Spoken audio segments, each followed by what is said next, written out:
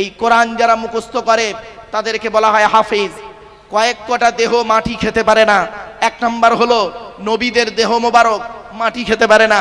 দুই নাম্বার শহীদানদের দেহ মোবারক মাটি খেতে পারে না। তিন নাম্বার নিষেধ আছে। তিন নাম্বার মোকাম্মাল কোরআনে হাফেজের দেহ মাটি খেতে পারে না। কিয়ামতের মাঠে একজন মোকাম্মাল হাফেজকে বলা হবে, জান্নাতের প্রথম সিঁড়িতে দাঁড় করিয়ে দিয়ে বলা হবে, কোরআন যতটা ইয়াদ আছে তুমি কোরআন পড়তে থাকো আর জান্নাতের সিঁড়িগুলো ভাঙতে ভাঙতে উপরে উঠতে থাকো। জোরে বলুন সুবহানাল্লাহ। মনে রাখবেন, আপনারা যে মাদ্রাসায় এসেছেন, যে মাদ্রাসার জলসায়, হয়তো মাদ্রাসা ছোট বলে মনে হচ্ছে, মোকাম্মাল কোরআনে হাফেজ এখানে তৈরি করা হয়, কোরআন শিক্ষা দেওয়া হয়। কোরআন সম্পর্কে আপনাদের কি বলবো, কথা বলবো। আজ এই কোরআনকে নিয়ে গবেষণা করতে গিয়ে যেটা পেলাম, আমরা তো শুধু কোরআনটাকে মানুষের কাছে, ইসলামটাকে প্রেজেন্টেশন দিয়েছি অন্যরকম ভাবে, কিন্তু কোরআন দিয়েছে অন্যরকম। চলুন, এই কোরআনকে নিয়ে গবেষণা করছে কারা? America, London, France, Britain, Japan, Jordan, জার্মানির ঠান্ডা ঘরে বসে বসে কোরআনকে নিয়ে গবেষণা করছে। কারা করেছে?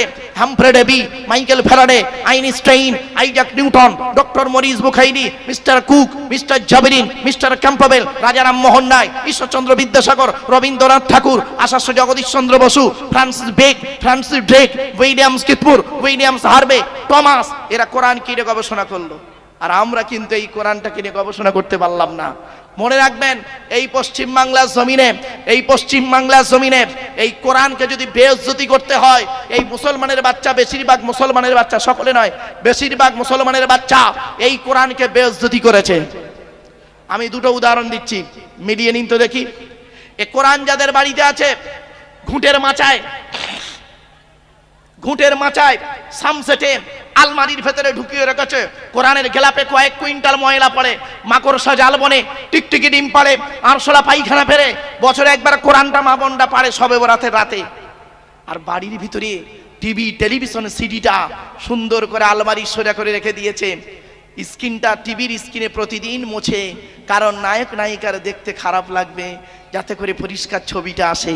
হে মুসলমানের বাচ্চা, কিয়ামতের মাঠে যেটা তোমাকে অপমানিত, লাঞ্ছিত করবে, তুমিই তাকে পৃথিবীতে করো তো ইজ্জত। আর যে কিতাব কিয়ামতের মাঠে দুনিয়া আখিরাতে তোমাকে সম্মানিত করবে, সেই কিতাবকে তুমি পৃথিবীর জমিনে এইভাবেই করে রেখেছো।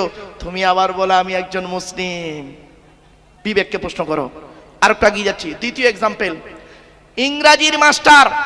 ইংরাজির মাস্টার সপ্তাহে 3 দিন পড়ায়, 2 ঘন্টা করে, মাসে হয় 12 দিন, 30 দিনে ইংরাজির মাস্টার 12 দিন পড়ায়, তার মাইনে তোমরা দিয়েছো 500 টাকা।